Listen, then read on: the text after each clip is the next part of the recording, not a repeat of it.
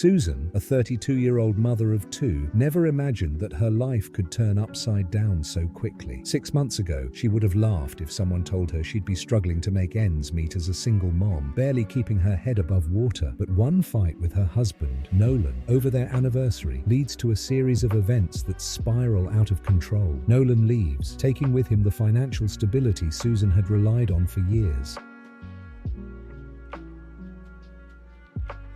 I told my I'd rather be single than stuck with you. He agreed and left me with the bills.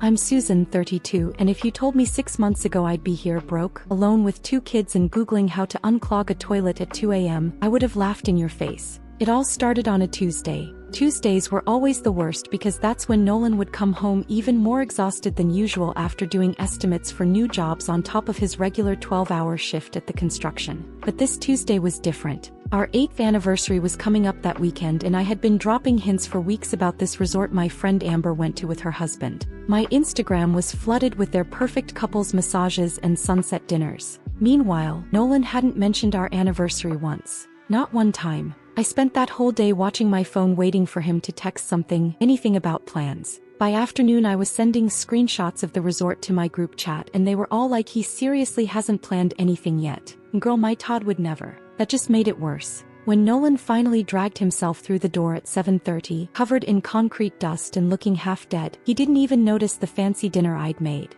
He just mumbled something about showering and shuffled past me and the kids. I waited at the table watching our food get cold, scrolling through more of Amber's perfect anniversary posts. By the time he came downstairs in his ratty old t-shirt and sweatpants, I was seething. He sat down, looked at the candles and wine and had the nerve to ask what's the occasion like? He genuinely had no idea. That's when I lost it. Are you serious right now? Our anniversary is this weekend, but clearly you couldn't care less since you haven't planned a single thing. I've been hinting for weeks about that resort and you've done nothing. Meanwhile, all my friends' husbands are planning surprise getaways and buying thoughtful gifts. Nolan just sat there rubbing his face like he was too tired for this conversation. Susan, we talked about cutting back on spending this month. I've been putting in extra hours too. I didn't let him finish. Extra hours? Is that why Chelsea from work texted you about covering your shift this weekend? I saw the notification on your phone. His face actually showed some emotion. Then confusion mixed with this weird look of guilt that confirmed everything. You're checking my phone now?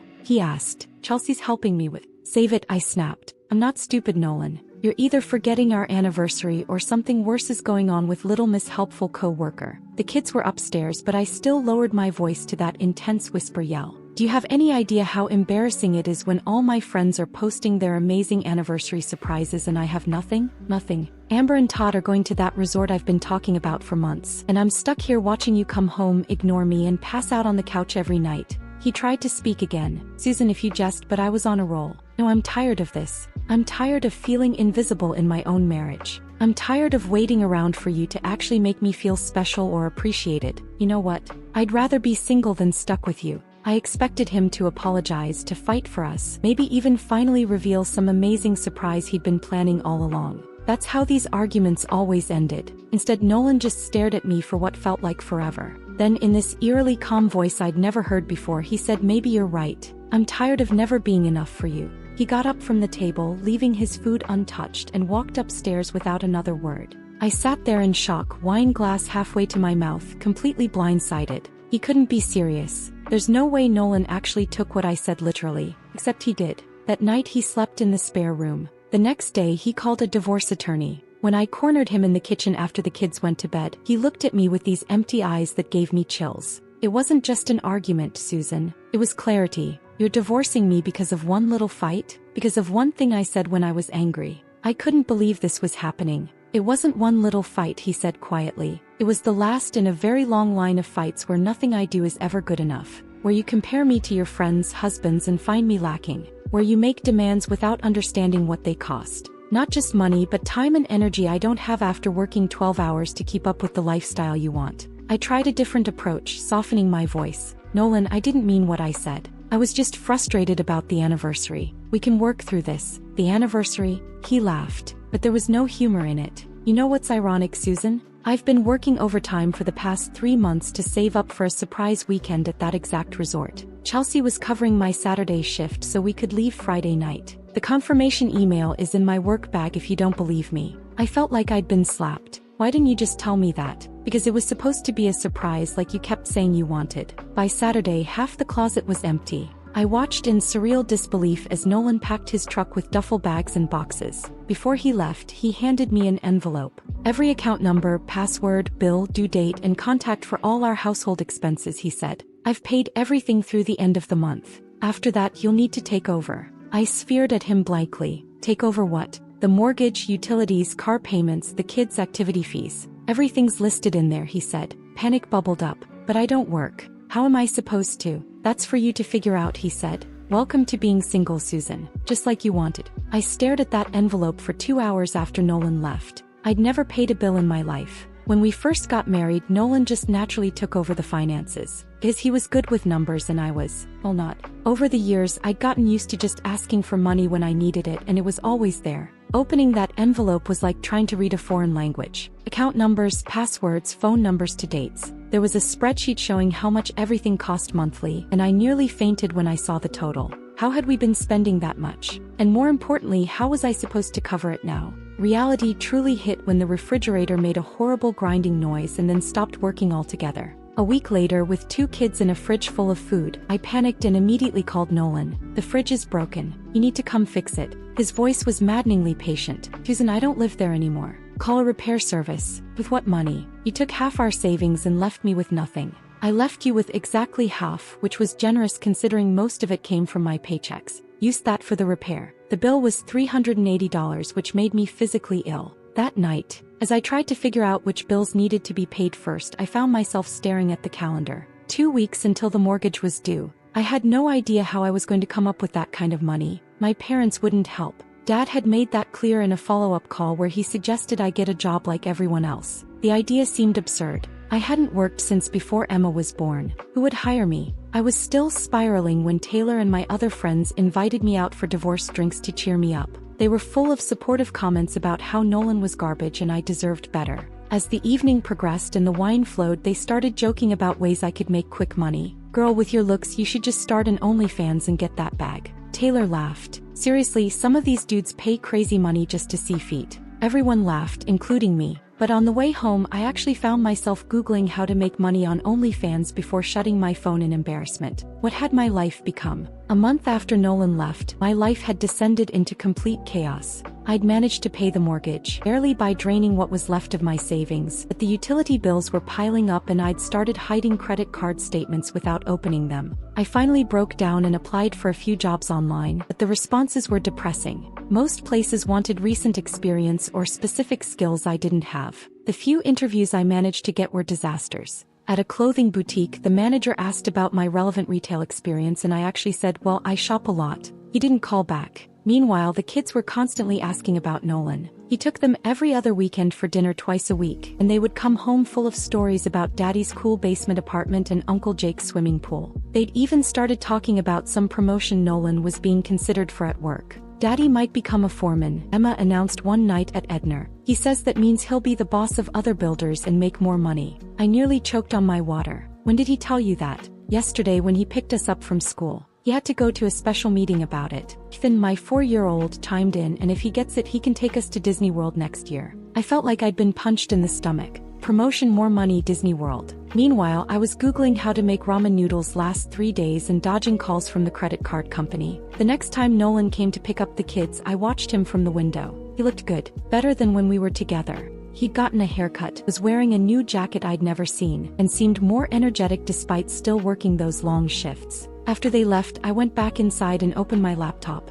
I'd been spending a lot of time browsing dating apps lately, convinced I'd quickly find someone better than Nolan. So far, the responses had been underwhelming. The decent-looking guys stopped responding when they found out I had kids, and the ones who stuck around seemed more interested in hookups than helping with my mortgage. 2 months after Nolan left, I hit rock bottom. I was awakened at 7 a.m. by someone pounding on my front door. Still in my pajamas, I opened it to find a woman in a business suit holding a stack of papers. Susan Mitchell? He asked crisply. Yes. This is a notice of eviction proceedings. You are 3 months behind on your mortgage payments. After she left, I frantically called Nolan. When he finally answered, I screamed into the phone, did you stop paying the mortgage? They're trying to evict me. The kids. I told you I'd cover expenses through the end of the first month. After that, it was your responsibility. That's why I gave you all the account information. It's not enough. The child support barely covers food and clothes. That's why most single parents have jobs, he said bluntly. Look, I'm at work and can't talk about this now. We can discuss it later if you want to meet somewhere. In a moment of blind rage, I drove to his construction site and created a scene in front of his co-workers, demanding he pay the overdue mortgage. My humiliating outburst only made things worse. When we met at Denny's afterward, Nolan made his position clear. We can't afford that house on one income. We never could. That's why I worked so much overtime. You have to find a job that pays enough to cover your half of the expenses, or sell the house and move somewhere cheaper. This is so unfair. You're punishing me for one thing, I said in the heat of the moment. Nolan's expression hardened. Is that what you think this is about? One comment, he listed incident after incident from our marriage times. I'd belittled his job, dismissed his efforts, prioritized my wants over our financial reality. I couldn't deny any of them. You've been checked out of this marriage for years, Susan, he concluded. You've been checked out of reality. You wanted a lifestyle we couldn't afford, you refused to work to help achieve it, and you constantly belittled me for not providing it anyway. He would pay that month's mortgage to stop the eviction, but only if I agreed to list the house for sale immediately. Faced with no alternatives, I reluctantly agreed. 6 months after those fateful words left my mouth, I found myself doing something I never thought possible, working retail at the mall for just above minimum wage. The house had sold quickly, and after the mortgage was paid off, Nolan and I split the remaining equity. My share was enough for a deposit on a small 2-bedroom apartment in a decent complex near the kids' school. My job at a clothing store was humiliating at first. The first time my friend Taylor saw me behind the register, her surprised "Oh my God, you actually work here?" made me want to crawl under the counter and die. But surprisingly, I didn't hate it as much as I expected. There was something satisfying about earning my own money, even if it wasn't much. Nolan did get the foreman position. He moved out of his brother's basement and bought a modest 3-bedroom house with a big backyard. The kids couldn't stop talking about the treehouse he was building them and the puppy he was considering getting. Daddy says now that he's a boss, he doesn't have to work as many weekends, Emma informed me. And he says maybe next summer we really can go to Disney World if he keeps saving.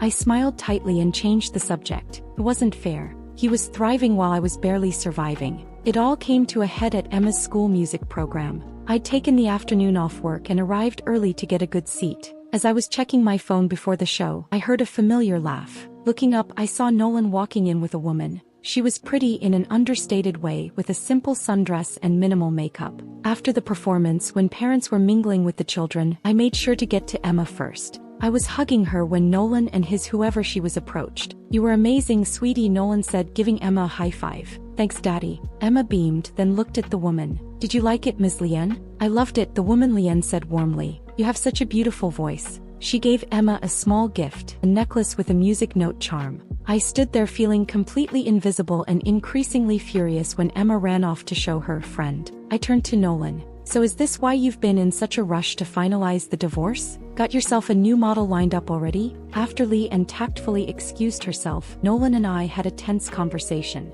It ended with him saying I didn't walk out on our family. I removed myself from a relationship that had become toxic for both of us. For just a moment, I allowed myself to really hear him, to remember all the times I'd put him down, compared him to other husbands, dismissed his hard work, all the times I'd focused on what we didn't have instead of appreciating what we did. "I don't know how to do this," I admitted quietly, the closest I'd come to an actual apology. "I never thought we'd actually be divorced." "I know," he said, his voice softening slightly. "Neither did I. But here we are, and we need to make the best of it. For Emma and Atham." Something inside me wanted to take that opening, to admit my part in our downfall, to truly apologize. But then I saw Lien waiting by Nolan's truck, and that familiar resentment flared up again. "Well, don't let me keep you," I said, nodding toward her. "Your girlfriend's waiting." Nolan's expression closed off again. "Take care, Susan. I'll pick the kids up Sunday at 5. As I drove home, I found myself reflecting on how completely my life had changed. I had a job now, I was taking classes. I was learning to do things I'd always relied on Nolan for. In some ways, I was actually becoming more independent and capable. But I was also alone.